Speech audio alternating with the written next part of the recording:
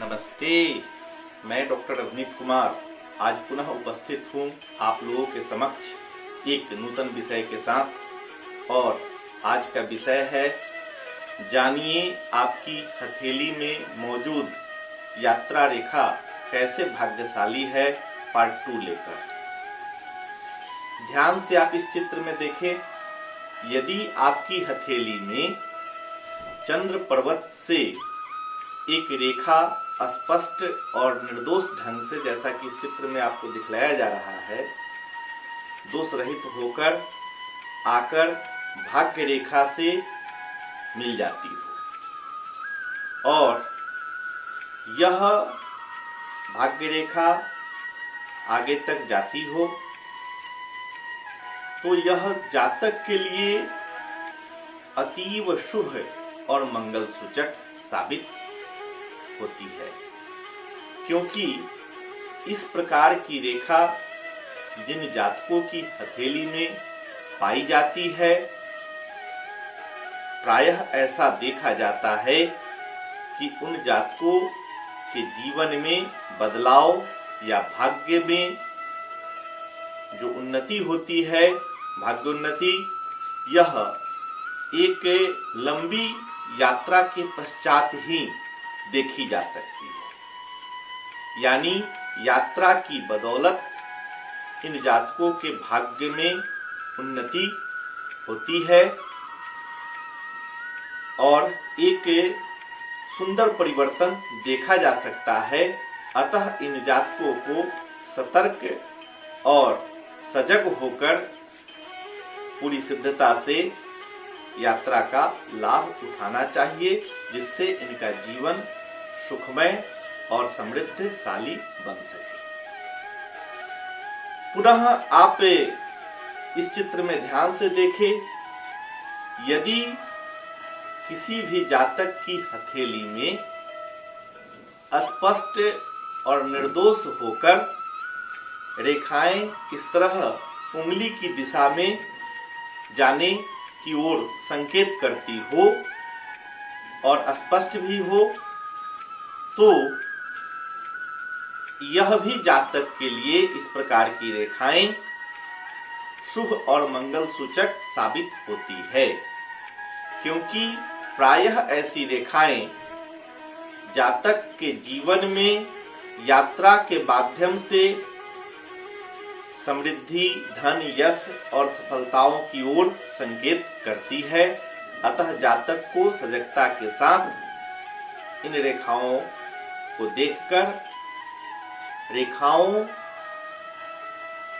देखकर यह स्पष्ट समझना चाहिए कि यह दोष रहित यदि है तो यात्रा सुखद भी होगी और लाभप्रद भी होगी।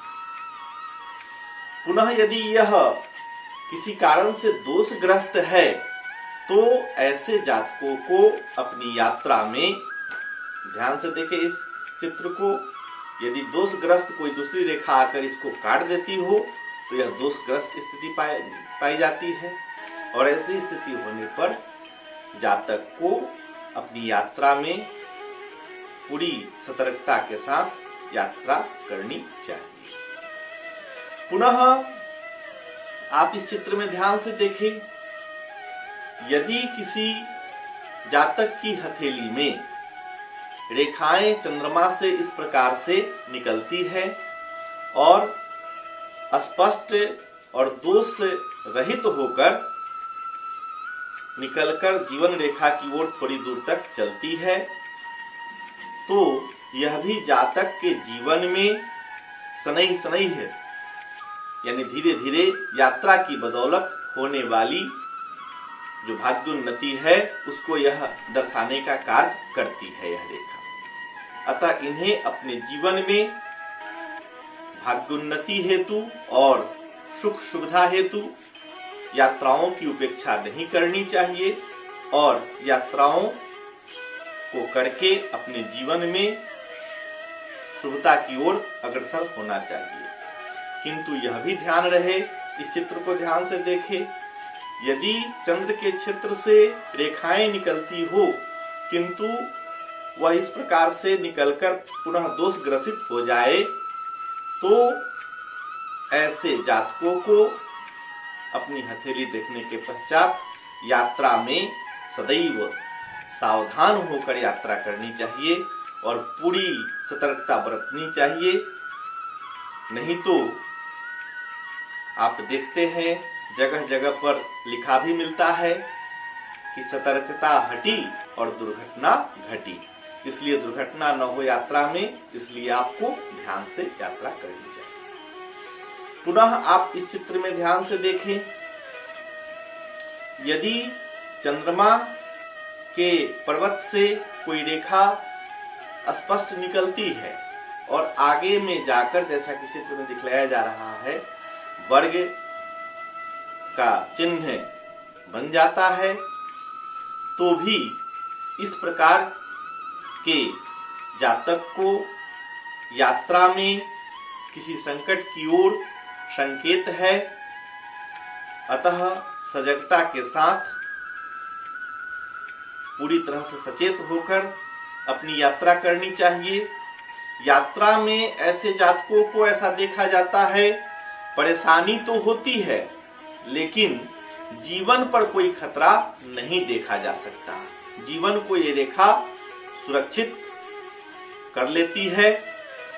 अतः विशेष रूप से यदि इस प्रकार का चिन्ह किसी भी जातक की हथेली में हो तो वे यात्रा को सजगता के साथ आगे बढ़ाएंगे तो उनके जीवन में खुशहाली आएगी। पुनः आप इस चित्र में ध्यान से देखें, चंद्र के क्षेत्र में इस प्रकार से रेखाएं निकलकर जाल का निर्माण कर देती हो तो यह जातक के लिए किसी भी तरह से शुभ सूचक और मंगलकारी साबित नहीं होता है। इस प्रकार से जिन जातकों की हथेली में यदि रेखाओं का निर्माण है और चंद्रमा के क्षेत्र में जाल बना हुआ है तो उन्हें यात्रा करने में सावधानी बरतनी चाहिए और शुभता के लिए सावधान होकर यात्रा करनी चाहिए। तो जातक अपने जीवन में खुशहाली महसूस करेंगे, और नहीं तो यह यात्रा में संकट की ओर भी संकेत करती है इस प्रकार की जाली नुमा रेखाएं। अतः जातक को सदैव अपनी यात्रा में, चाहे वह छोटी यात्रा हो या बड़ी यात्रा हो, सावधानी के साथ यात्रा करनी चाहिए। आज मैं आप लोगों के समक्ष यात्रा रेखा के द्वितीय पार्ट को लेकर आप लोगों के समक्ष उपस्थित था। यदि मेरा यह प्रयास आपको अच्छा लगे तो इस वीडियो को देखकर खुद लाभ उठावें और अपने संबंधी जनों और मित्र जनों को भी भेजें, जिससे उन्हें भी इसका लाभ मिल सके। और मैं पुनः अगले वीडियो में एक नए विषय के साथ उपस्थित रहूंगा। तब तक के लिए आप लोगों से इजाजत चाहता हूं। नमस्कार।